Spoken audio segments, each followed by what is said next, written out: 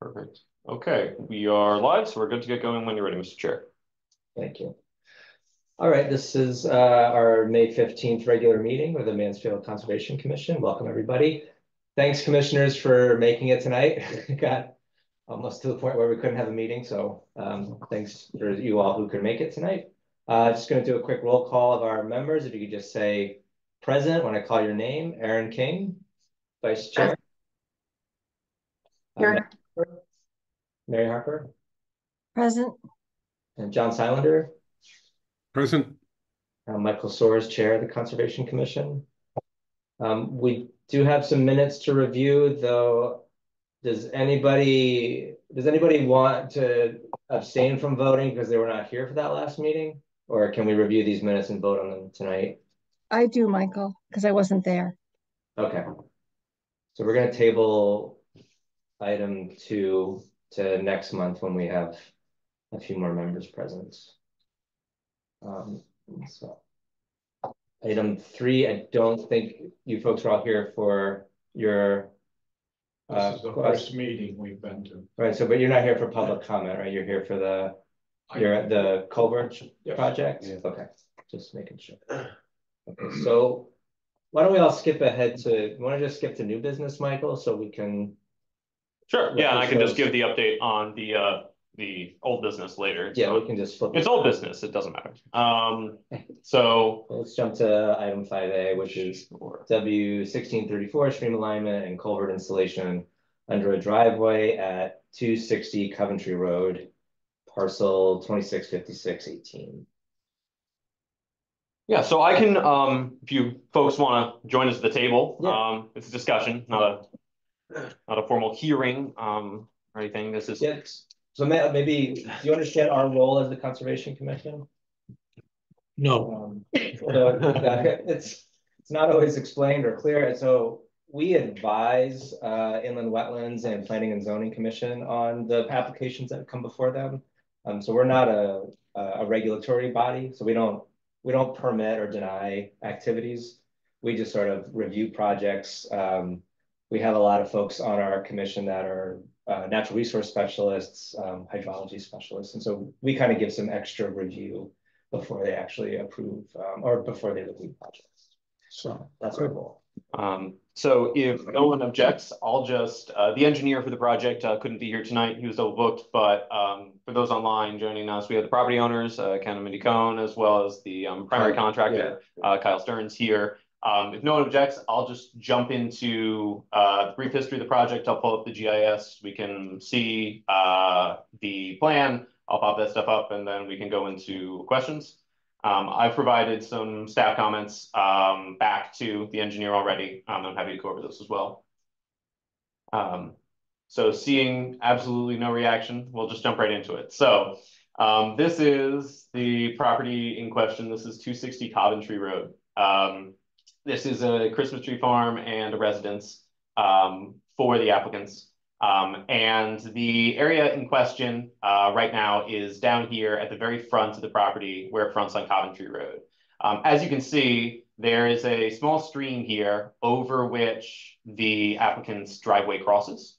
There is a box culvert, kind of. It's an old existing stream crossing over which the driveway passes.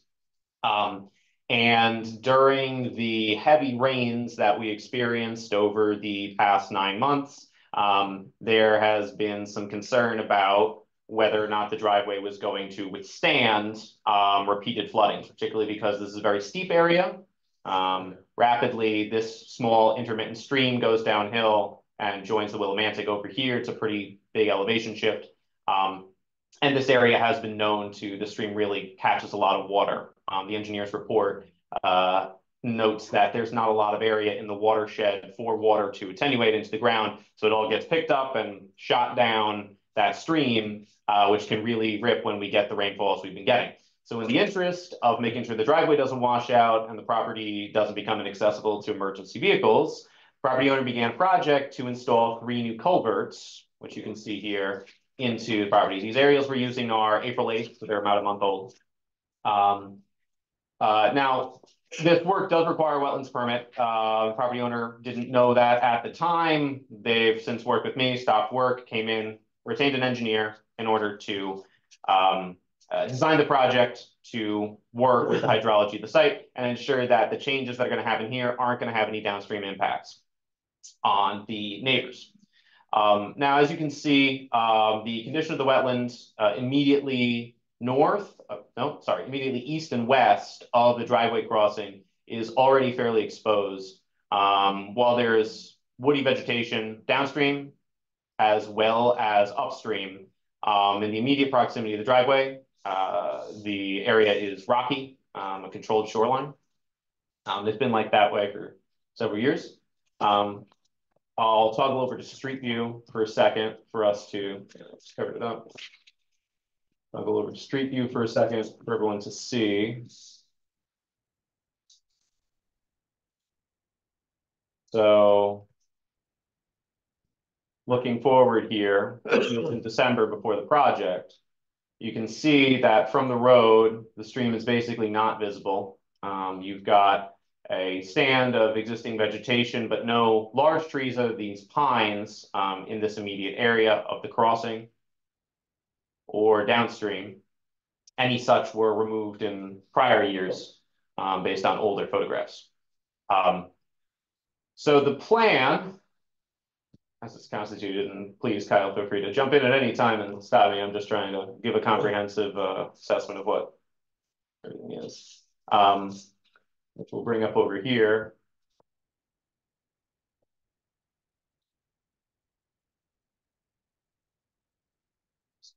Forward. So the plan involves a. Is there an existing page, Mike, that we could just quickly take a look at? So existing conditions. Just going to minimize folks there. So existing conditions, this is an existing survey, which shows the existing wetland crossing. You can see that the wetland is pinched here as it approaches the crossing from existing disturbed areas during previous patterns of development, and it kind of spreads out to a larger area, which runs parallel to Coventry Road to the east. And there's a similar condition to the west, although it's a little bit tighter. The proposal is to take the wetland course here, the stream where it's running along the bottom here, and to move that down, as opposed to having that natural meander to the north, is to take that stream and to direct it in more of a straight line into these three culverts. So there'll be a retaining wall, or is this a head wall? You'll have a wall here, and you'll have riprap put along the edge of the bank here and along the stream bank to provide a base at which water is not going to pick up sediments. The riprap is proposed to be filled in the gaps with concrete. I believe I've asked Carl about that. The proposal for that is so that way it's not going to get scoured out, and it's going to provide a nice natural. They have that at the Eagleville Dam too, and it's held up pretty good. Nice, easy for property maintenance. You can see here. Now for a sec. This is from high point to low point. The riprap pad it's about a total elevation change between the end of the property and the start of the property of a little less than 20 feet. It's gonna natural existing grade. The riprap approach is mostly flat. Crossing the driveway, drops again through the culvert pipes. The discharge area, which will catch the discharging water, make sure it's got a nice large area to spread out over so it's not channelized and picking up speed, and then head downgrade. In the meanwhile, using all standard erosion controls in the process. And I think you're doing a pump arounds during the process, or you're just doing the there was some talk of Carl talked of I forget what he called it, but a mesh 4x4 mesh filled with gravel that can be pulled. Yep. With whatever that's called. It's kind of like a mobile check dam. he suggested that, but My staff comments upon review of the application noted that we have received, and I'll pull them up if people have questions, though I'm not an engineer, and so I can't necessarily comment on engineering. But when I spoke to the town engineer, Derek Delay, he noted, and I had also noted, that we don't necessarily have any information about existing conditions. We have all the proposed conditions, all the proposed calcs for the culverts, based on the culvert's capacity, for what this is going to do for water velocity. And we're just looking to make sure that we have parallel calcs that make sure that the water velocity and water volume heading downstream is not going to be greater as a consequence of these changes. We know that neighbors downstream are concerned, as everyone is during these times. So we've asked for that, and Carl said he's going to work on that and get me something in a letter, as well as whether or not this would be disturbing natural vegetation. We'd like to retain those large trees wherever possible in order to maintain that canopy. It wasn't clear to me whether or not, because no trees were marked out, whether or not any of those big pines are going to come out. no trees are coming out. And we noted native plants we would want along stream banks where that was disturbed and not concrete. We want the construction sequence eventually, because this does not have a complete construction sequence. And I asked for more information about the concrete grouting. So that's my summary of the project, and what we've done so far in terms of our comments from staff back to Carl. And I'll just be here for reference of figures. Right, And is everybody that can talk. invert wall in there, or what?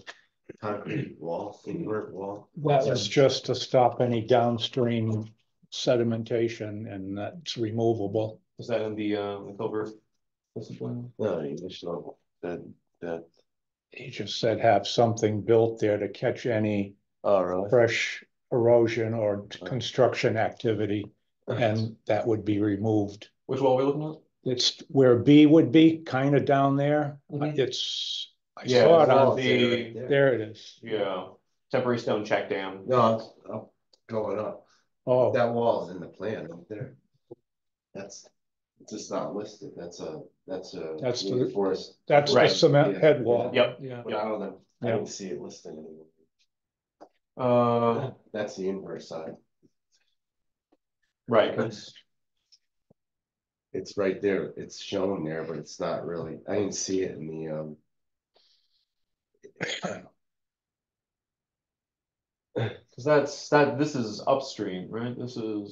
We're going east-west. So that's Yeah, it's north. upstream. So So I see that wall right there. That's I don't see a concrete wall on the downstream. No, it's not. It's Right. on the inverse side. Right. I just didn't see it listed in the criteria that you're showing before. Oh, the might have been on this page. Let's see. We've got no. There isn't a construction detail of that, but it's here. New concrete head wall. Okay. So it is there. I just zoomed way out. So that's in the plan. So that is the plan as presented. And any questions for the contractor or the property owners, and I will take any questions for the engineer that can't otherwise be answered, any recommendations, and then those will go to the Wetlands Commission. Thanks, Michael. Absolutely. Do you as the applicant or anything, or the contractor want to add anything to what Michael said before folks have questions? Do you want to see how bad it gets? That's That would in be inflow. full space. Coming down towards the Yeah. crossing? Yeah. The last big storm we had, it was gonna come over the crossing. Sure. Yeah. Yeah, it's been a tough year, huh? And Jeez. that crossing culvert is 2.5 feet wide by 6 feet high. And it comes out of there like a jet engine, so it's been chewing all the underpinning. So that was one of my questions, is that the existing opening is 2.5 feet by 6 feet? Mm. Okay. And then 336 inch. Yes, Width, I don't think it's 2 feet wide, is it? yes, It is? yeah, Really? 30 inches.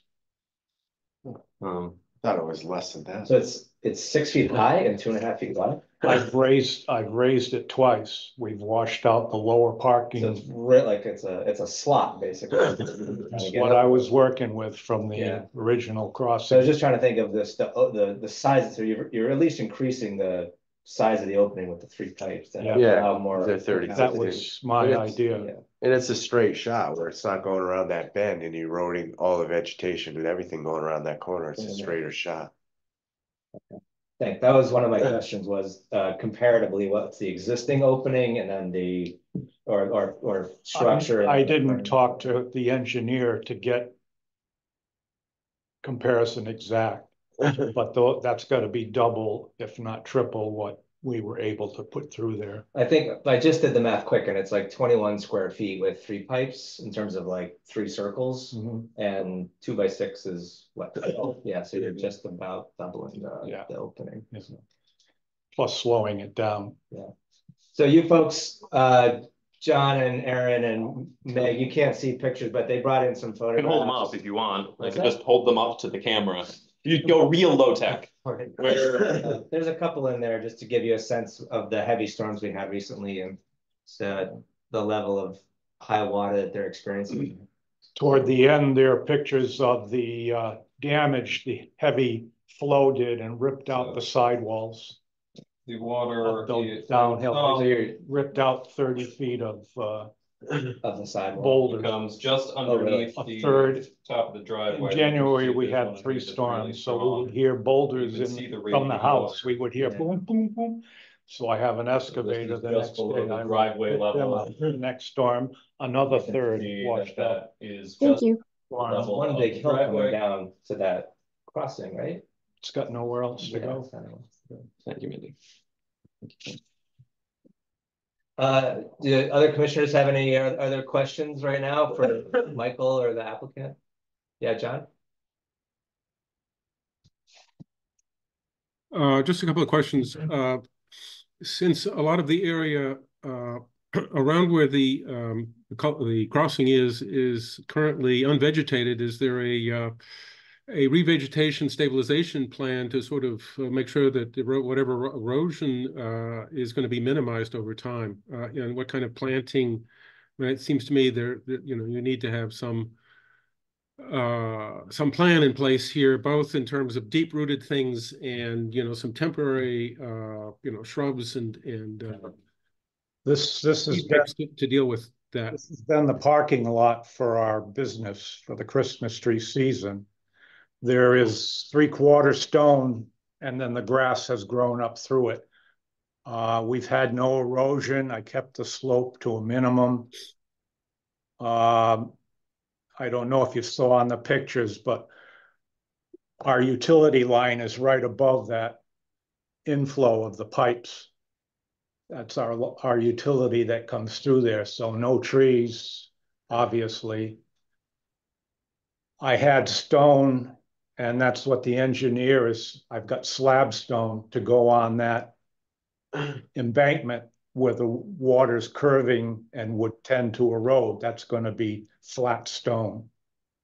And it's also nice for my granddaughter to get down in the brook. She likes to hunt for crayfish. So you can see it Right. there. This area is rimmed with these large boulders. That was to keep customers out of the brook. Always a good idea. We do support bars not being in our wetlands here in Mansfield. Okay, so is the existing structure being like filled and dumped? Yes. And you're just gonna have the 3 pipes? Just the 3 pipes. Okay. Yeah. Thinking that would be better as far as any erosion, as Kyle said, with the straighter line and the slower speed of the water on discharge. And what about the banks of the stream itself?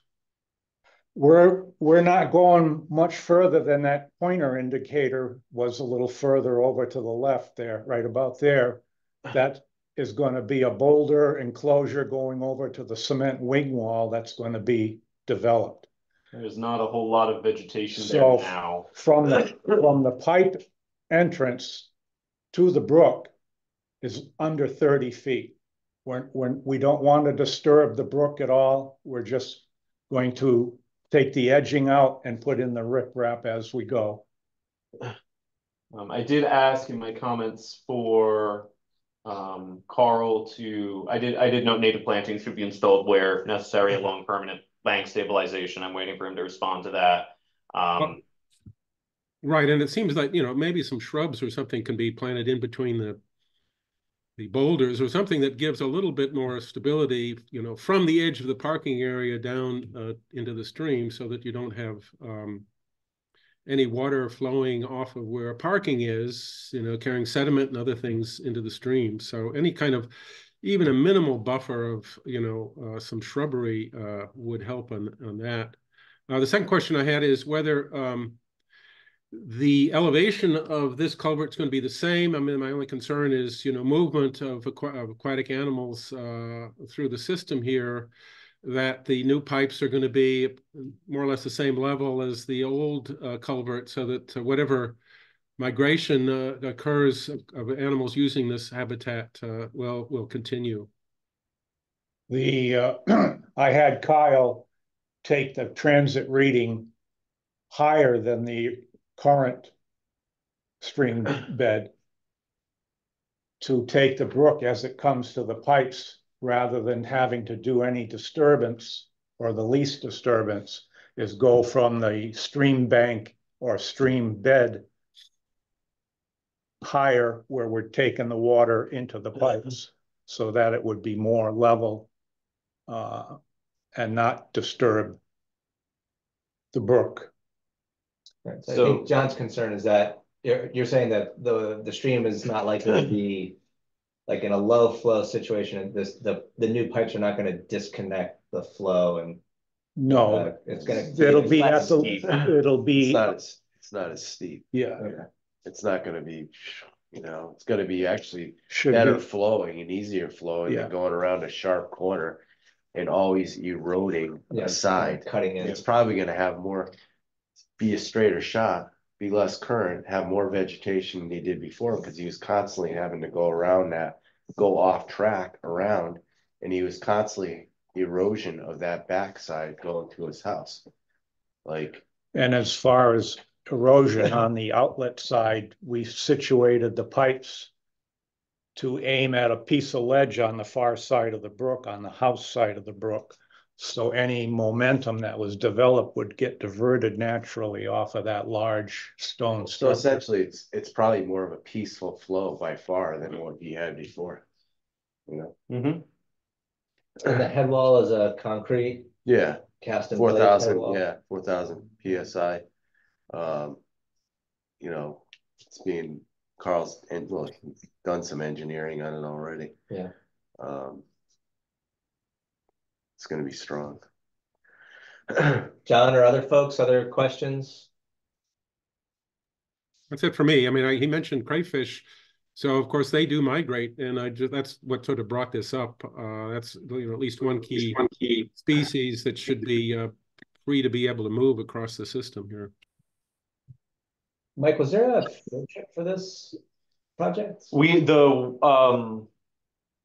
The Inland Wetlands Commission did not schedule a field trip. They might if they find the need to. Folks want to see it. The area is visible from the road. I don't know if you'd be amenable for people coming out to see the property. Problem. There's plenty of parking, and you're welcome to come. Definitely is. Weather's nice, beautiful. Yeah, just place. when we review, sometimes it's helpful to have put eyes on it before we review it. So I've been on the site several times over the past couple of months. Since I think February was when work was started, and I stopped it for needing a permit. And since that time, various temporary erosion controls went down. Things are stable, but so at least in terms of immediate concern, that's set. But if anyone wants to go, I can also pass along pictures from my inspections, which are all public record. So if anyone wants to, more than happy to lead you out there, or you can swing by yourselves. Okay. Aaron, I saw you had unmuted before. Did you have something you wanted to say? I was just going to bring up the aquatic, what John had mentioned about aquatic organism passage. That was my main concern, is if how it would affect movement in the brook. But I don't have a question. It was just a concern.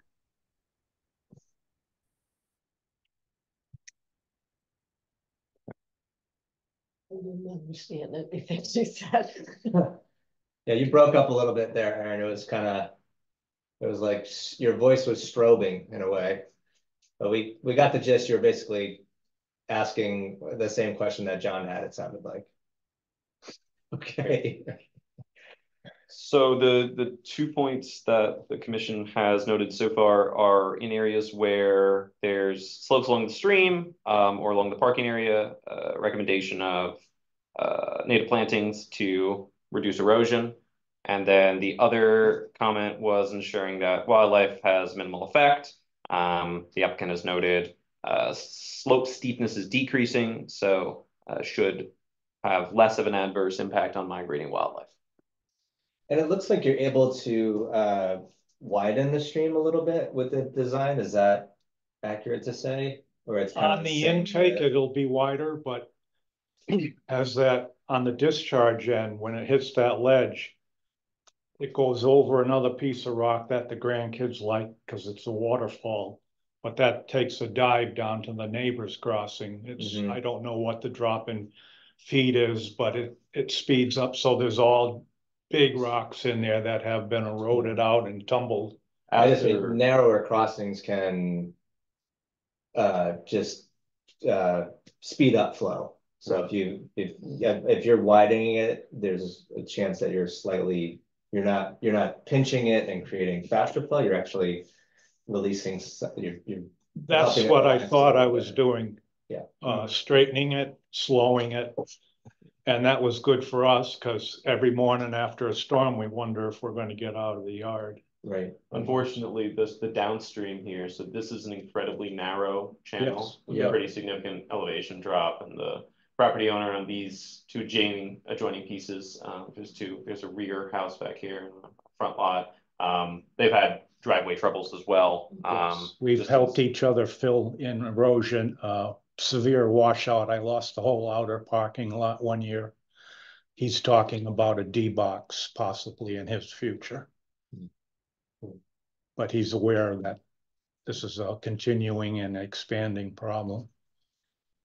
So Mike, just to follow up on John's comment, I mean, one thing I would say is if the engineer has any thoughts about the voids between boulders, if that's a concern, hydraulically, if high flows can get in there and actually move those boulders, and to John's point, if soil and vegetation or some other material, is in those interstitial spaces, if that's something we're thinking about, or the design as is kind of the best approach for, because it sounds like these high flows and high gradients really going to move material around. And hopefully I've been living there since 1971, and my grandparents, I had lived there since the late, early 50s, and nothing can withstand the flow rate that comes down on the discharge side, especially the upper. It's not as bad, but that is horrendous downstream. The wetland area is larger up here, so it's not as concentrated until it hits the bend here. Yeah. So That's water velocity. Always been a problem. And Mike, do we have a design criteria for crossings in town? Do you know, like, I know this says it's a 25-year design. Do we? The best of my read of wetlands is we don't, but I have requested Dirk's Eye to look at it and provide comments as to suitability for the crossing with the new design. It does seem to be an improvement over existing conditions as well. So that's always something we'd like to see. Thank you. I didn't cover this, but I assume you're taking notes as secretary? Yes, I'm taking notes as acting secretary since our secretary is not here. I will put them into the format you are familiar with. Thank you. I know we like that format. Yeah. So does anybody want to put together a motion for this application?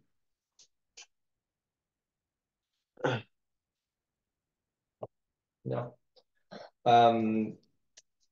I mean, I would say it's a pretty challenging site, but given the design and what the conditions are, it seems like an improvement, and it seems like the design and concern about hydraulics and the ecology as best as it can be conserved here is being upheld.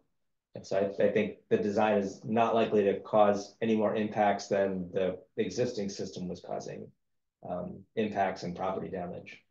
So I would make a motion that we, given the design and the town's continuing review and recommendations to the applicant, that it's likely that this project's not going to have, further significant impacts. Assuming everything is done according to the town's recommendations and the engineer's design. If anybody has anything they want to add or amend to that. Or do I have a second, I guess, on that, or an amendment? Yeah, John? I'll second it. The only other thing I think you can put in there is, addressing some of the suggestions that the commission members had. Or I guess me. So, Yeah. so taking a crack at it. So, given the proposed design and the town's continuing reviews, taking into account the recommendations above, which I will put into place, the design as proposed is unlikely to have significant impacts on wetlands and water courses. Yeah, that was more succinct. Yes. Did everybody hear that? What Michael read? Yes. Okay. So John had a second, and Michael did include that. Yeah, we're going to take our recommendations into account. Any further comments or discussion on that, or on the item itself? No. No. Okay. We can take a vote. All those in favor, you can raise your hand or say aye. Aye. That's everybody. So nobody opposed, no abstentions. Thanks for coming in. It's helpful. We can always review things when applicants don't come in, but it's a lot more helpful when you've got somebody that we can talk to and ask questions. So thanks for being here. Our pleasure. Thank you. And good luck with your continuing process. Thank you, folks. Thank you. We're good. Thank you all. You're all set. Thanks. I will write these comments up and I will just send you a copy electronically so you have it. And I'll send these to Carl, see what his responses are, and we'll see you in June. Thanks. Thank you. Thanks. Thank you. Take care. Absolutely. Nice to meet you. Leave this open. Sure. Yeah. It's good. It's starting to get hot in here. Air conditioning must not be working. All right. So we'll jump back up to old business for 4A.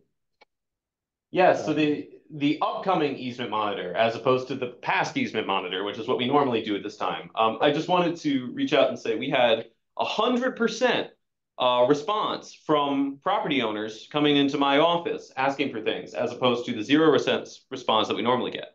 So with regards to this, for what again? for the conservation easement monitor at 102 Crane Hill and 233 Browns Road. What did they come in, or what did they Well, contact you for? The property owner of 102 Crane Hill has requested that we not enter his property. Yeah, I was like, what is that? I've never seen that before. It's an easement. It is an easement. You're absolutely correct. And I did indicate that, we have the right to go on the property per the easement. We do respect people's desires in general, but we do have this right.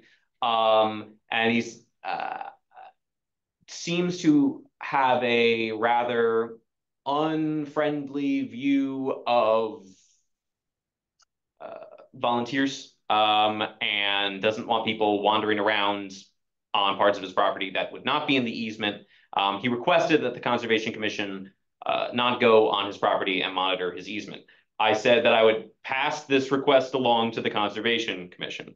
I think we are well within our legal rights to go onto the property. However, the gentleman was intense. And so we did not want to.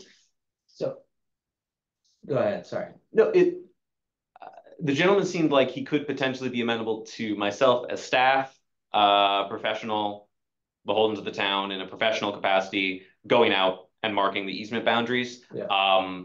And so if that may be easier Little does he know how inexperienced you are and how good we are. It's true. I'm not a surveyor, and you guys spend an awful lot more time in the field marking these things than I do. No, you're right. I do a lot of office work and permit review, but I don't mark easement boundaries. The other thing, however, was that we had a request from the property owner at 233 Browns Road she wanted to join you. She was hoping to join you, but she is unfortunately out of town this Saturday, and so had asked if the easement monitor could be postponed 1 week to 5/25, which is normally how I write the rain days on the letters that go out. Is we just push a week if we can't make it, assuming that time and day is easier to make than pushing to a Sunday. So I also wanted to bring that to the commission. I told her I would call her tomorrow morning after our meeting to see if that would still be workable. But I don't know if anyone who was planning on attending that monitor other than Erin is actually on the call. So I don't know. I'm checking right now. I think it's just me and Chad that said we were gonna go. But that weekend is Memorial Day weekend, and I probably will be around. Really? Yeah, do it the 25th. Okay. And I'm not even sure I could make it the 18th either. So that's not helpful. And I'm out of town both weekends, so sorry about that. John's out. Can we circle back to the other person? Absolutely, we can. Yeah. We can. I think we maybe need a process for folks like that are anti-access, and maybe the town needs to work with them on what the compromise is before. I mean, we can, or I don't know what, we can work on that compromise with the person, or they can meet us and get a feel for us, or but I don't ever want, if somebody is like that, there needs to be a little bit of time to kind of bring them on board to our being on their property. Yes, we agree. So the normal way that we deal with this in enforcement and permitting from the public standpoint is that we have no legal right to be on someone's property unless they've given us a permit application. If they've given us a permit application, they inherently consent as part of the application to agents of the town going onto the property. It's in all of our forms, and so we can go out there. And they've consented to it by putting in the application. We, however, cannot go on people's property when enforcing if we don't have anything. This is different because we have existing legal rights that are very strong for entering the property. Sure, I just mean, but somebody with an attitude is not worth, we have other easements we can go to until that gets mellowed out. I will work with the property owner to develop a rapport on that. And that is my job. I serve the public. So you're a mediator, and nothing else. It is one of my many hats. And so I can do that. And if I myself, if he's only comfortable with someone like me going out and attempting to remark the easement boundaries, I don't see any evidence from the aerials that there is anything that would be within the easement boundary. Right. Yeah. And he did point out, you can see from the GIS, nothing's wrong. So why do you have to come out? And he's like, well, we're just trying to do all of them. And so I think I can potentially work with him. But you're right, I think we should develop ways of.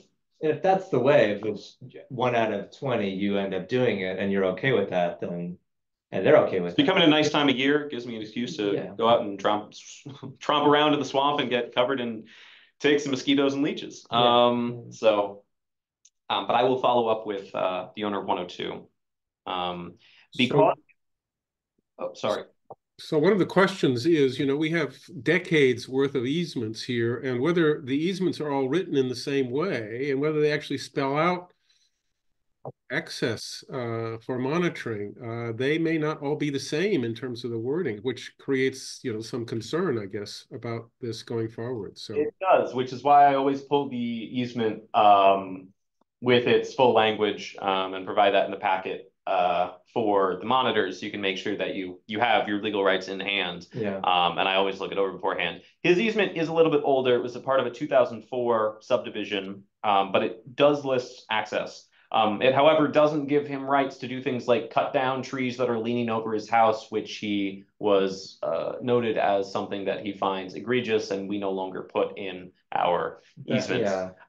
So conservation easement writing has been a process for the town. I think we do it quite well now. I think it's been a process for every land trust. I mean, I worked on monitoring for old and new easements, and the older ones were much more fraught with issues on those owners and things like that. So yeah, let us know Absolutely how you want us to proceed. But it does sound like both Saturdays coming up are a no-go. Is that accurate, Aaron? The 18th and the 25th are not available, or is the 18th available for you? But the woman one. Yeah, it was just Chad and I that said we could do the 18th. But the 25th is I'm away. So could you push to the 2nd of June? Push it to the early June. That would work for you. I like to get the easement done, but we do. The one at 233 Browns. Yeah. I think. How big is that one, Mike? It's a couple of acres, because these were 4 large plots, and the commission was gung-ho about me giving you more, so I picked a large block on the map, and then it became complicated. Yeah. Okay. June 2nd, but not June 1st. You could do June 2nd, yes. Okay, so I will, if you don't mind, I'll reach out to the property owner to see if she'd like to meet you out there on June 2nd. A Sunday. Yes, June 2nd, 2024, 233 Browns. And I will send out another doodle poll for time or when to meet. The last 2 things I wanted to follow up on were we sent out a letter to a person who had put up a fence in a conservation easement. We confirmed through the original maps and aerial photos that the clubhouse that those folks put up is right at the edge of that conservation easement. So I sent them a letter saying, it's right at the edge of your conservation easement. Please be aware of that when you take it down. Haven't heard back from either of those yet. They should take it down. The other news, they should. It doesn't appear to be in great condition. No, I think so. And it's right on that line, so it would be in everybody's best interest. The final thing, though, that we did want to note is that my department is hiring part-time right now for a seasonal specialist, and we recently had interviews. One of the things that we were hoping that seasonal specialist might be able to assist with is covering some conservation easements.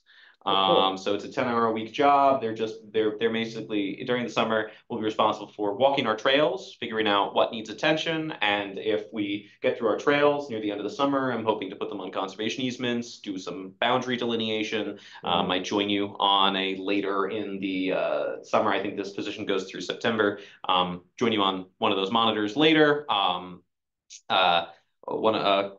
We've had, there were a couple strong applicants, at least a few of them were college students who were really enthusiastic about this stuff. And I think it would be great if they were the ones who were ultimately hired to get some experience meeting folks like you who have a lot of experience and to do it. This is a seasonal position, right? Yes. Not a year. Okay. Yep. So it's a 10-hour-a-week seasonal position, just using a bit of our department funding to invest in our parks and help clean up our trails and our conservation easements. So cool. We talked a little bit at one time about kind of a contracted approach or a partnership with Joshua's. That's still kind of something we're discussing, but not really. I have spoken with JT about it. We got enough problems. Okay. That was kind of the response I got from Brian Avery. Yeah. It's not. We monitor our own easements. Yeah, it's hard. And while we did hypothetically resolve the legal challenge of can the town designate non-town agents to act as its agent to go onto the property, which was resolved with our lawyer saying yes if we sign paperwork. The trust is not eager, so we'd have to got their own free up some money. But that's a whole other later conversation. The word I have is that he is extremely efficient. In fact, he sort of is running out of things to do. So Brian is great. I work Brian Avery. I've worked very well with him, and we're working on coordinating a couple of projects between the town and Joshua's Trust. So nothing but praises to sing about JT. On the trails thing, does Connecticut Forest and Parks often come back to town and assess, or do they have trail stewards that are local? Trail stewards. I believe the Nipmuc trail steward is John Hankins, who is the president of Joshua's Trust. In the 10% of people do 90% of the work way that tends to happen. Right. So he and I spoke a couple months back about the Nipmuc. I'm in close contact with them because as we're progressing with the trail crossing realignment on Route 89 by the school, there's work slated for June to do the new trail cut-in on the far side of the road. And so the town may be providing some raw materials and man hours to make that happen. And at about that time, I imagine John will want to go out and walk the whole area again. Okay. A lot of different stakeholders on trails in town, it seems like. A lot of different stakeholders. Mostly JT and CFPA, but also I think Last Green Valley sometimes. Simpson Woods has Last Green Valley involvement. Oh, really? Yes. Simpson Woods has Last Green Valley involvement. I don't know. Steward? Or? I think as a steward, but I'm not totally sure their full rights and responsibilities. So I would say that I haven't been there in a year or so, but when I was going there quite a bit, because it's a great place, the trails did need attention. It was a little confusing where the trails were, and some of them were just kind of marked, but not actually cut very well. So it was a little tricky. So we're hoping we won't be able to send out our seasonal agent with chainsaws, but we're hoping that with handsaw and loppers and some marking of trails, reblazing, we'll get a lot done over the course of the summer with their aid. Cool, that's great. That's all from me. That's all you got? I got other stuff. I'll talk about my current regulatory push is improving our regulations for outdoor lighting, which is separate from a lot of the conservation stuff we normally think of, but definitely falls under the purview.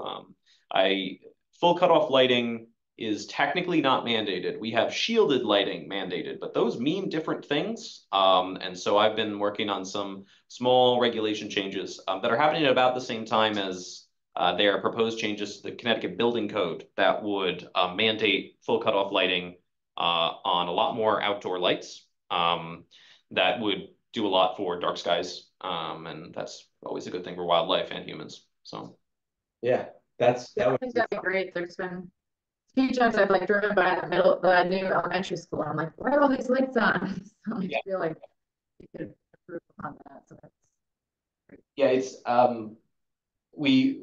the current building code, because the building code actually has the most protections for full cutoff lighting, as opposed to a lot of zoning, is that you have to have full cutoff if it's over 2,600 lumens of light, but 2,600 lumens is actually pretty bright. It's extremely. It is.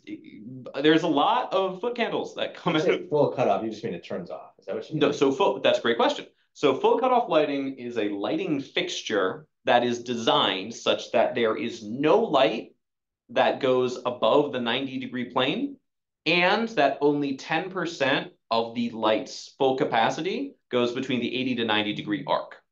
So it's directed downward lighting. But there's all sorts of exceptions in the way that the building code is written right now, which allows for illumination of facades and flags and various other things. So there's been some proposed changes to the building code that have been submitted to be considered in the next draft that would regulate color temperature to eliminate lots of nighttime blue light, eliminate some of those loopholes, and reduce the lumen intensity for lights that need to be full cutoff from 2,600 lumens to 1,000 lumens. Which is, I consider, much more reasonable. Mm-hmm. It's not a burden on small residential property owners who have a little light outside their front door, but if you're going to get a big floodlight, it's going to have to be full cutoff in order to comply with the building code. And so that's probably a very good thing for wildlife and for people's health, because there's lots of studies about how it's bad for us to get blasted with light at night. So I'm trying to bring those regulations to Mansfield in a way that's not too obtrusive to property owners, but that's going to make sure that every building that we have, every commercial building is able to comply with this, and that'll, I think, be a good change. Yeah, residential is a different ball of wax that is hard to regulate, right, or prohibit that kind of use. It seems like really.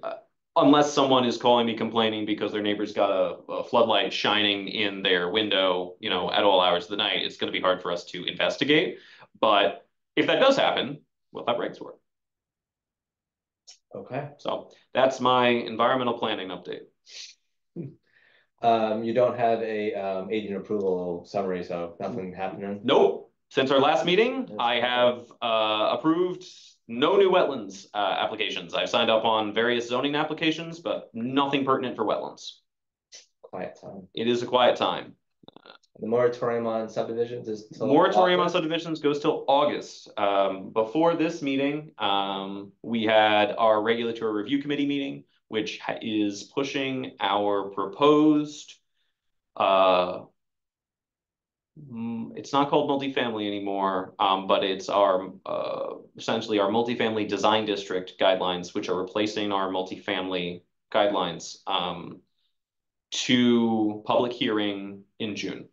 So you will see those in June. Public hearing will probably extend all through the summer in order to gain public feedback. We know that Mansfield, as a town largely peopled by those who work at the university, often becomes quite sleepy in the summer. And we want to make sure that the community feels heard with regards to these and has a chance to weigh in.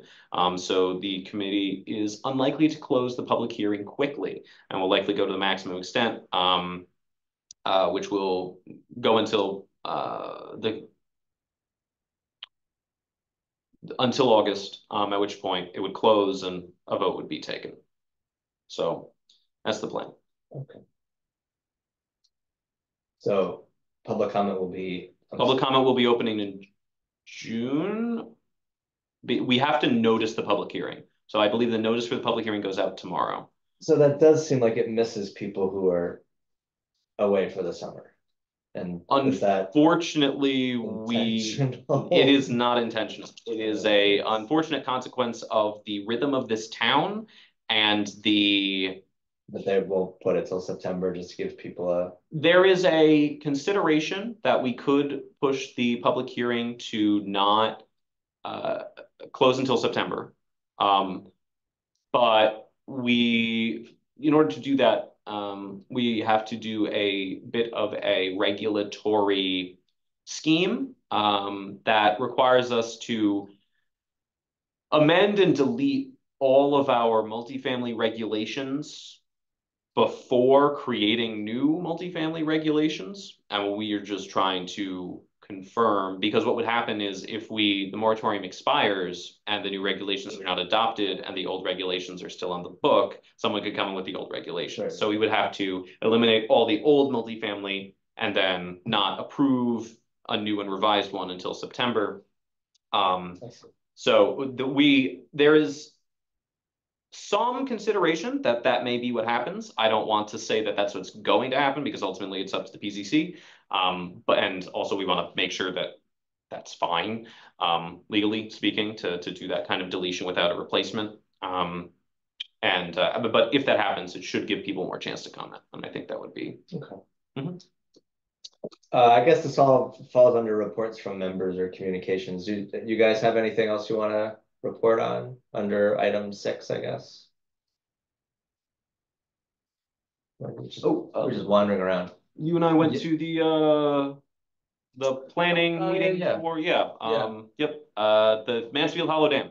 There we go. So is that May 2nd or May 4th? I think it was May 4th. I missed that. I was wondering. It was a passive event, so they really just had posters up. You could ask questions about it. So right now we're in a public comment period where they provided an email address. And if you have any comments you want to give them about the Hollow, the last master plan was done in 1979. And right now, they're basically just trying to update the plan according to the uses and a new classification system for land use, which is sort of the dam operations area, high density recreation, low density recreation, and then a number of kind of ecologically sensitive, well, ecological air, right? I mean, sort of natural resource areas, and one of those is ecologically sensitive areas. Wildlife management, ecologically sensitive areas. So it sounds like it's a lot of it's being done by a group of planners that are in Fort Worth, Texas, that came up for that May 4th event. So there's some local involvement, but a lot of it's being done by a group that is rewriting master plans for a number of Army Corps properties in New England and other parts of the country. So anyway, there's a public comment period now, probably for another 2 weeks. June 2nd, the public comment closes. June So if you have comments or want to provide background information, I imagine that there's an awful lot of communication going on between the state and the Army Corps planners, but any local knowledge or notes can be helpful. Yeah, they were impressed with the number of people there. I mean, I think they had a couple of events in the region already, but that had 5 or 6 people, and I would say there were maybe 15 or 20 when I was there. So there's probably maybe 30 or so that passed through. I was there for an hour, and I feel like enough people came through, probably 30 people. So the idea is they have 30 days to send in public comment. They work for about a year on writing the master plan. Then they'll come back and hold more of a presentation on the plan, and go over it with the town, and not just kind of have this the passive event that they had. Then there's another 30-day period to comment on that draft master plan. And then they kind of finalize it. It doesn't sound they don't drill down very much. These are sort of generalized master plans, but they were audited and kind of scolded for not having one done for 45 years. So, yeah, the plan leaves most of the park as unclassified lands if it isn't immediately next to the dam. So they're trying to remedy that. But the plan process is not doing anything to change designs for flood storage or any of the other functions of the lake and dam. If anything, I think the goal, one of them said, was to kind of identify, uses and use areas so that it can be documented in a plan and then, used as the basis for getting funding to, improve a recreation area or, improve operations or something like that. So it doesn't sound, everybody I talked to, it didn't sound like there's any reduction or ideas to change anything. It's really just to kind of substantiate what it's being used for and use that as a planning document going forward. That's my read as well. Yeah. So there was no mention. I mean, there's no data, nothing to comment on other than the existing document from 1979. Is that correct? Yeah, or your own personal priorities or opinions about the hollow. Yeah, that's it.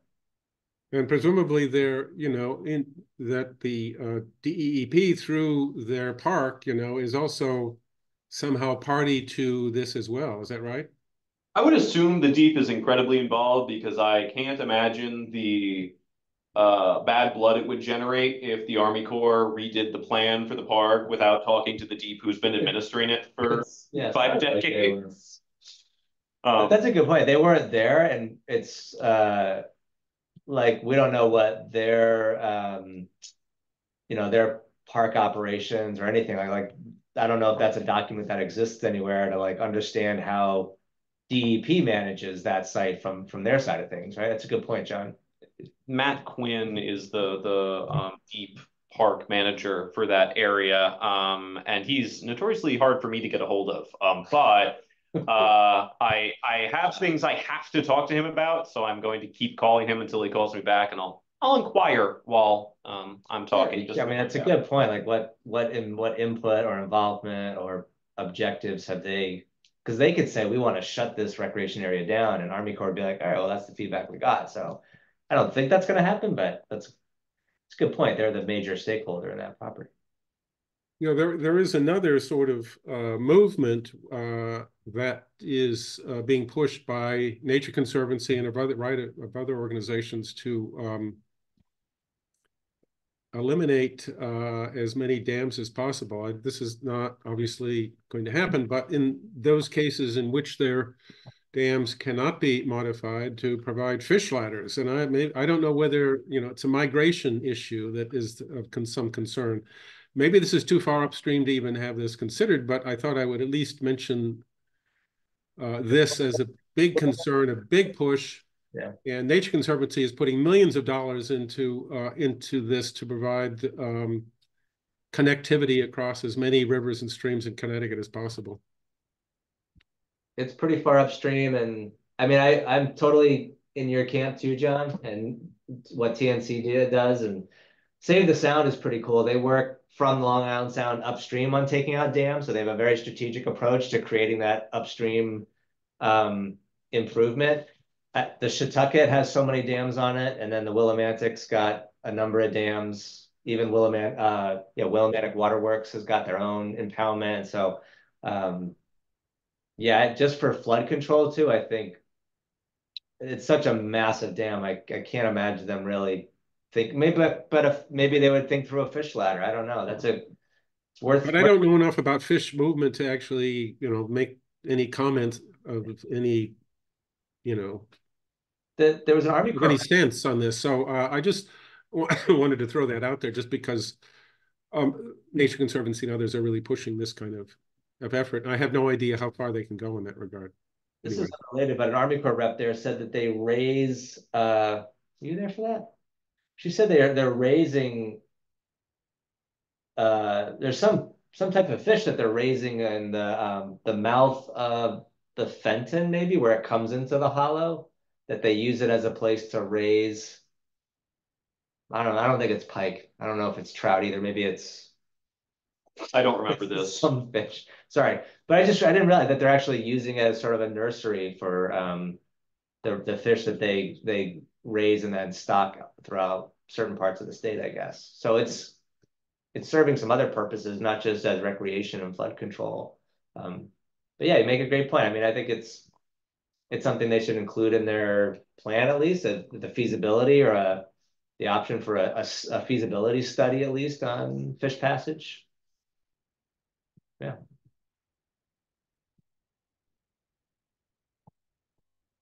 That's the only report I have. That's what I've got. So our next meeting is going to be June the 3rd Wednesday of June is. It is the 19th, I believe. Yes. Yeah, but it's on the 20th because June 19th is a holiday. Right. That's right. Juneteenth. Thank you. Yep. Right. So it'll be Thursday the 20th. Okay. That's all I have, unless anybody has anything else. Again, thank you all for being here tonight. Thank you for the feedback for the cones at their property. Yeah. It's That was always good to have residential property owners trying to do the right thing and protect their property, but also. Well, it'd be nice if they did the right thing. Well, they did get a violation. Yeah. I mean, Yes. Yes. Retroactively doing the right thing, maybe. Yes. I have a motion to adjourn. Second. Are you giving the motion or are you asking if anyone has the motion? I'll make the motion. 8:04, meeting adjourned. All right, thanks everybody. See you next Good time. night. Good night. Good night. Bye, Meg.